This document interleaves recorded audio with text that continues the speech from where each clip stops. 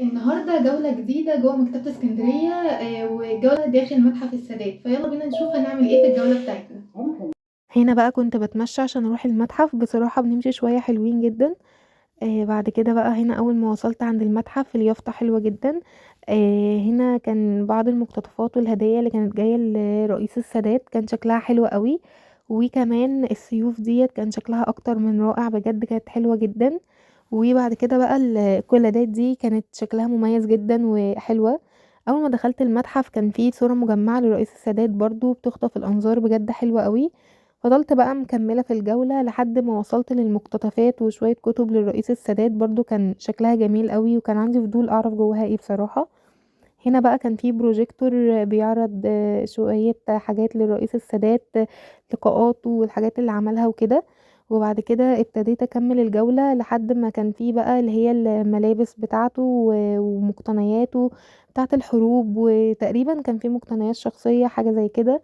وفضلت بقى اتمشى واتفرج، كان شكلهم حلو جدا والبدع العسكرية. كمان المكتب بتاعه في منتهى الجمال وفي منتهى الروعة والتنظيم تحفة. دي كانت شوية صور، دي بقى كانت مقتنياته الشخصية زي المشط والفرشة بتاعة الحلاقة وكده. هنا بقى فضلت امشي برضو اكمل الجولة، ودي كانت شوية براويز محطوطة كانوا برضو حلوين جدا.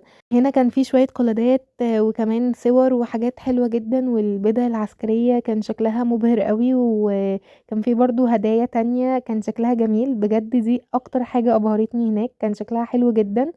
وكملت بقى الجولة وكده، كنت فاكرة ان المتحف اكبر من كده بس طلع اللي هو لا، المتحف كده خلاص خلص يعني. ودي كانت التجربة بتاعتنا في متحف السادات. المتحف صغير جدا بس فيه مقتنيات وفيه حاجات حلوة جدا جدا جدا لرئيس السادات.